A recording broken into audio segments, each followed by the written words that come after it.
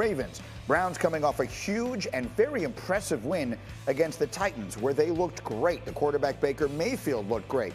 But in important places, there is still doubt about just how good this team is. Here's a note. Despite their impressive record, they actually have a negative point differential this season. The 19th overall in that category. The only team with a winning record with a worse differential is the Raiders, who are at minus 24. And maybe that's part of the reason for this. Our friends at Caesars William Hill and our own analytics, FPI, view Cleveland as the underdog. Monday night, they're given only a 34% chance to win by FPI, and Caesars has them as a 2-point underdog. This despite the fact that they have a 2-day advantage in rest and are 2 games clear of their opponent, Baltimore, in the standings. So it really sort of leads one to think Vegas isn't buying into the Cleveland Browns. Bart Scott, are you? I believe that they're a good football team, but I do believe that when they're out in the world, they're Roscoe Jenkins. But when they come back to home, which is, the AFC North, they're just R.J. Stevens, and they get treated as such. They get the atomic wedges. They're coming back with Big Brother. Get that. I get that. Exactly. That's what I'm speaking over their head. So when you look at it, they get beat up by Big Brother all day, because you look at when they played the Ravens, when they played the Steelers, they got shellacked, right? You look at when they played the Ravens, it was the week 1, but it was 38-6. Then we thought that the Browns had arrived and they were ready to go. Then they got beat up by the Pittsburgh Steelers. So what happens is if the Browns are going to get some respect, they're going to have to beat their big brother at something eventually.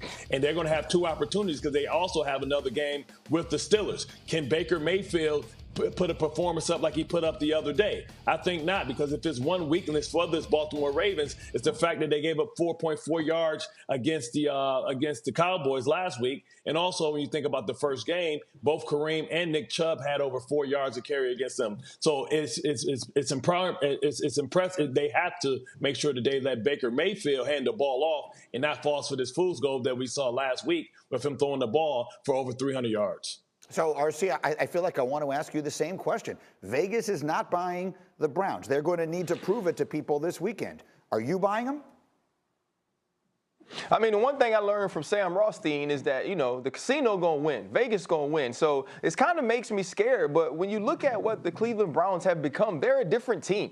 And obviously, if you go back to this team early on in the season when they had Odell Beckham Jr., when Kevin Stefanski was kind of enamored with that talent, and so was Baker Mayfield, this team didn't necessarily have the identity that it had now. This team didn't have to go through games without Nick Chubb to realize how valuable he was. And last week, they had an opportunity to go against the Tennessee Titans, and it was big on big, like the Migos said. How you go big on big, and they won. Nick Chubb was the better runner. The Cleveland Browns were more physical up front. Baker Mayfield was better protected, and Kevin Stefanski dialed up the better plays on the outside to get him clean throws. That's what they have to do this week. And the one thing that I know about the Cleveland Browns right now is they understand they have to beat Big Brother. They know that when they go home, that Cedric the Entertainer is waiting there for Roscoe Jenkins and his new bougie girlfriend, and you can't be driving around with Louis luggage when you got to kick her out. And so when I look at this game, the Cleveland Browns understand what's ahead of them. I think Baker Mayfield still has a ton to prove. He's playing with that underdog mentality. But Nick Chubb, not Lamar Jackson, not Mark Ingram, not J.K. Dobbins, will be the best runner on the field, and I know the Cleveland Browns will start with him. All right, so Ninkovich, I'm coming to you. Who wins this game? Are the Browns ready to punch Big Brother in the face, or does Baltimore sort of maybe establish themselves as the team we thought they were and leave Cleveland behind? I think the Ravens are going to be able to get it done just based on the fact that they've been able to do that, and they know how to beat the Browns. How do you beat the Browns? You make Baker Mayfield throw from the pocket. You make him make plays out of the pocket. And look at, first the Tennessee Titans, at the end of the game, he fumbled a quarterback sneak and basically could have potentially lost that game for the Browns. And, afterwards, it's like when you trip your brother or sister and everyone saw you do it, and then you turn around and you're like, I didn't trip him. What are you talking about?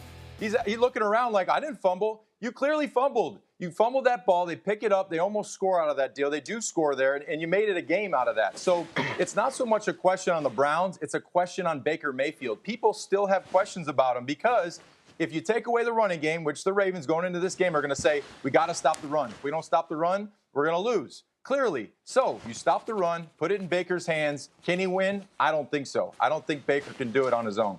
We're going to find out super quick, Bart. Again, as my former Raven, I just have a moment for this. How about their side of it? What's at stake for the Ravens in this game?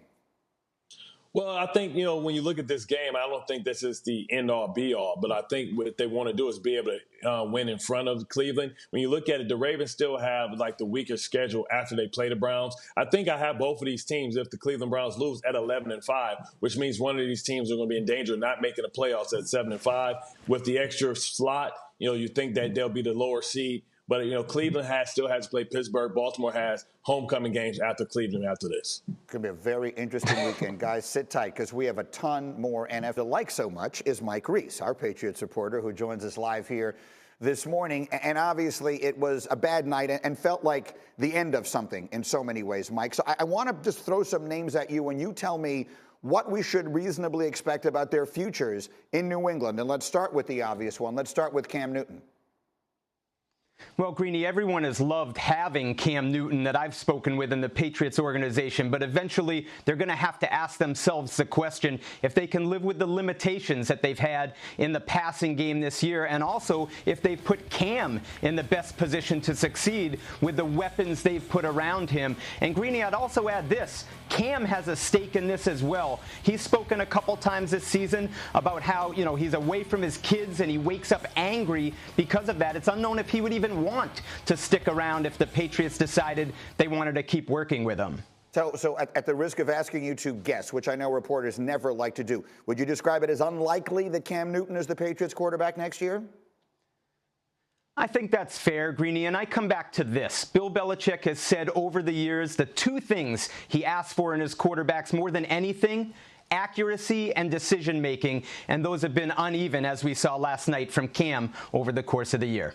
All right, so then the obvious next one I come to is Jarrett Stidham. How should we be looking at his future in New England?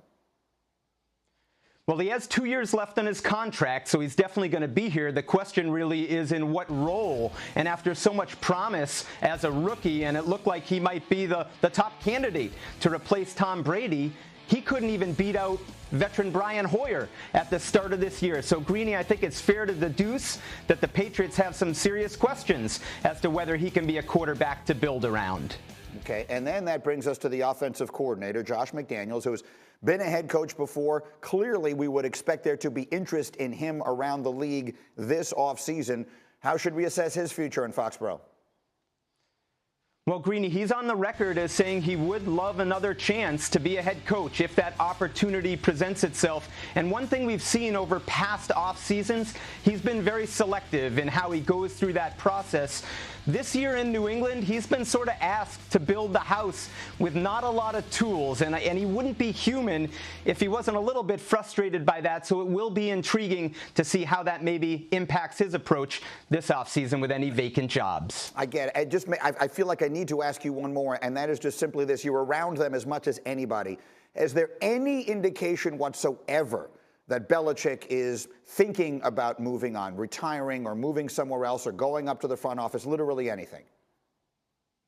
Zero, Greeny, and I would point to this. His son, Steven, is calling the defensive plays, and I think that means a lot to Bill Belichick. He loves that connection. His other son, Brian, is the safeties coach. I feel like it's almost all in the family here, and he really appreciates that and wants to keep going with it.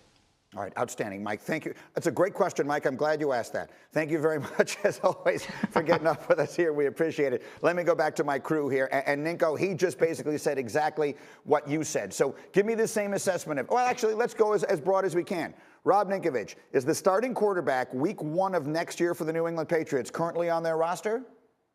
No, he's not. No, he's not. And my question right now would be, why aren't the Patriots trying to figure out what they have right now on their roster? There's a difference between going into a game as, the backup quarterback that week you're doing scout team reps, and then during the game the starting quarterback doesn't play well, then you go in the game. So Stidham really hasn't had the opportunity to prepare for a game like you would if you were named the starter going into the week. So if I was the Patriots, I would want to know, okay, what do we have with Stidham here? Give him a week to prepare with the first team, get the first team reps, go into a football game and play as the starter from the start of the game, not coming into the third quarter when you're down 24 points or whatever they were down. So at this point right now, they need to figure out what Stidham can do for them so they can evaluate after the season's over what they have in the quarterback room.